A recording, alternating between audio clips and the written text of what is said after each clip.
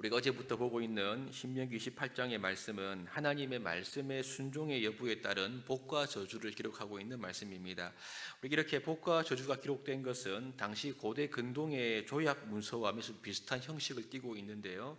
고대 근동에서 두 나라가 곧 힘이 센 종주국과 힘이 약한 종속국이 조약을 맺게 되면 종속국은 종주국의 말을 잘 들어야 합니다. 그러면 평화와 보호를 받고 그렇지 않으면 저주가 따를 것이라는 선언을 하는 조약을 맺게 되어 있는데, 당시 이러한 종주국 조약과 비슷하게 하나님은 그분의 백성들 이스라엘과 이렇게 언약을 맺으신 것입니다. 하나님은 이스라엘의 하나님이 되시고 그래서 그들에게 구원과 복을 베푸시며 이스라엘은 하나님의 성민 곧 거룩한 백성이 되는 것입니다.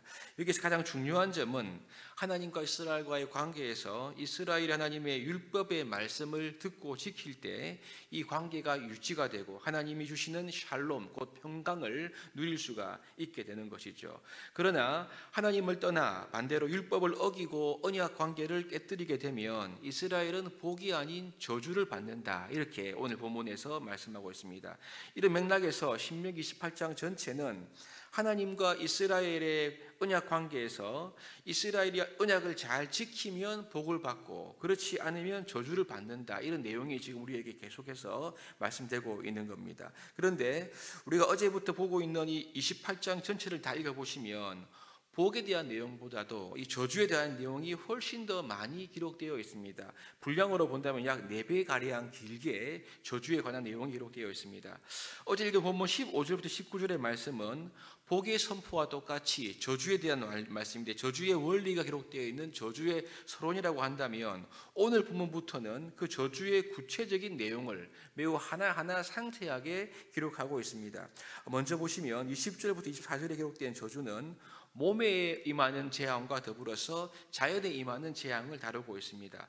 먼저 하나님께 불순종하면 손으로 하는 모든 일에 저주와 혼란과 책망을 내리시고 속히 멸망할 것이다, 이렇게 시작하면서 그 구체적인 현상으로 21절에 연병을 말하고, 연병은 악성 전염병을 일컫는 표현이고요, 이것과 더불어서 폐병, 열병, 염증, 학질, 즉 4가지 질병을 언급하고 있습니다. 폐병은 아마도 폐결핵증으로 추정되고요, 또 열병은 말라리아와 같은 그런 병인 것 같습니다. 그리고 염증과 학질은 장티푸스와 같은 고열을 동반한 그러한 병으로 보이는데요, 이러한 병들이 이제 임한다. 사실 지금은 치료제가 있지만 이 당시에 이러한 병들은 죽음에 이르는 심각한 질병들이었습니다. 이 질병들이 말씀에 순종하지 않을 때 오는 저주로 임하는 질병이다, 이렇게 말씀하고 있고, 그 다음에 기록된 한재, 풍재, 그리고 썩는 재앙은 모두 다 농사와 관련된 재앙입니다. 가뭄이나 또 시들게 하는 강한 뜨거운 바람 혹은 병충해와 같은 재앙으로 말미암아 농사가 완전히 망치게 될 것이다, 이렇게 말하고 있죠. 이것이 저주의 결과라는 말입니다. 여기에 더하여 하늘이 노시 되고 땅이 철이 된다, 이 뜻은요, 이제 비 대신 모래와 바람이 불어서 즉 큰 재앙으로 말미암아 기근이 든다, 그래서 먹을 것이 없는 그런 상황을 가리키고 있는 표현입니다. 그러므로 요약하면 하나님의 말씀을 불순종하면 그 저주로 인하여 몸에 심각한 질병이 생기고 나아가 자연의 큰 재해가 와서 너희가 망할 것이다, 이런 말을 하고 있는 거죠. 여러분, 이것만 해도 사실 엄청난 재앙입니다. 전염병과 기근만 본다 하더라도 거의 지옥 같은 상황이 펼쳐지는 거죠. 여기에 더하여 25절부터는요, 전쟁의 재앙이 저주로 추가되어 또한 기록하고 있습니다. 여러분, 이 전쟁은 모든 것을 황폐하게 하는 주범이지요. 몇십 년 혹은 몇백 년 쌓아 올렸던 그런 나라의 모든 것이 한순간에 무너지는 것이 바로 전쟁 때문인 것입니다.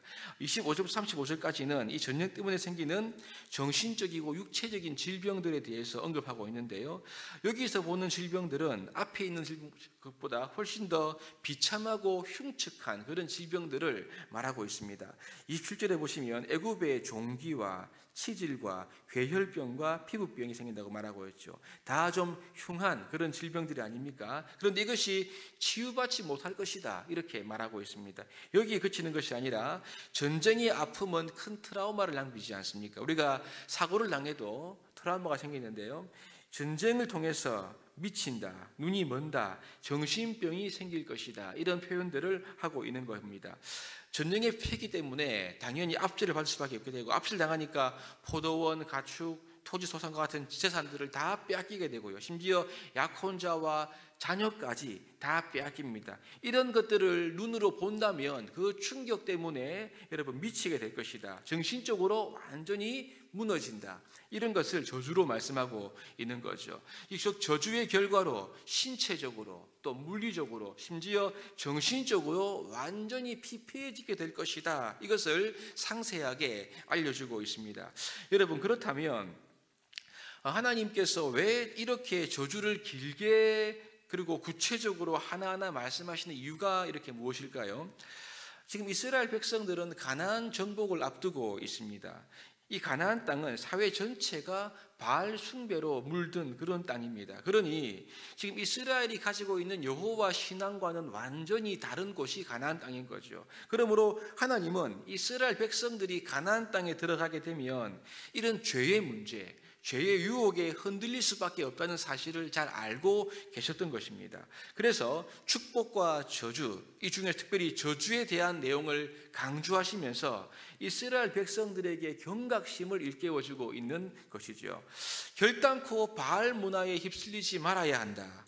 바알을 섬기는 모든 것을 완전히 척결하고 그곳을 하나님을 경외하는 곳으로 만들라. 이런 보이지 않는 메시지가 본문 가운데 녹아 있는 것입니다. 여러분, 그렇습니다. 우리도 이 땅을 살아가면서 수많은 죄의 유혹을 마주하고 있습니다.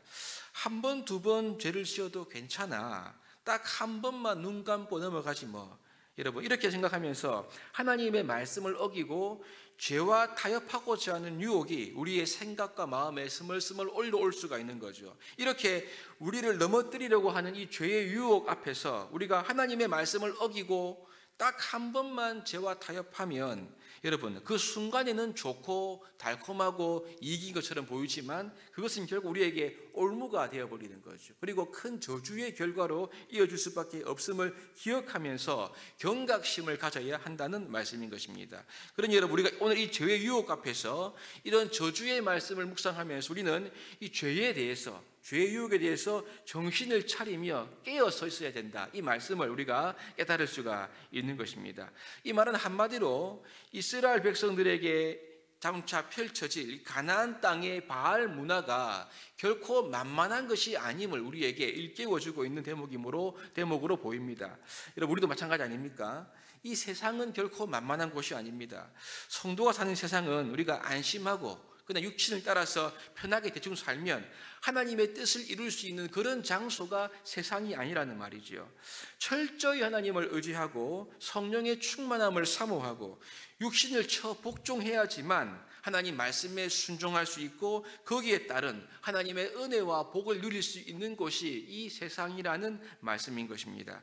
이 저주의 말씀을 우리가 살피면서 죄의 비참하고 참혹한 결과를 다시 한 번 더 마음에 새길 수 있기를 바랍니다. 그래서 죄의 유혹을 마주할 때마다 우리가 육신을 따라가는 자가 아니라 이 처참한 결과를 우리가 떠올리면서 하나님의 은혜를 더 의지하고 성령을 힘입어 살아가야 할 줄로 믿습니다. 그리할 때 우리는요, 믿음으로 나아가는 길로 나아갈 수가 있고 우리의 삶을 복종하여 하나님의 뜻으로 드릴 수가 있게 될 것입니다. 죄의 유혹이 많이 있던 가운데 우리가 죄의 결과를 다시 한번 더 기억하면서 하나님의 말씀으로 더 한 걸음 나아가기를 결심하고 육신을 복종하여 나아가는 은혜로운 결단으로 말미암아 말씀에 순종하고 하나님의 뜻을 이루며 그 복을 누리는 우리 모두가 될 수 있기를 주님의 이름으로 축복합니다.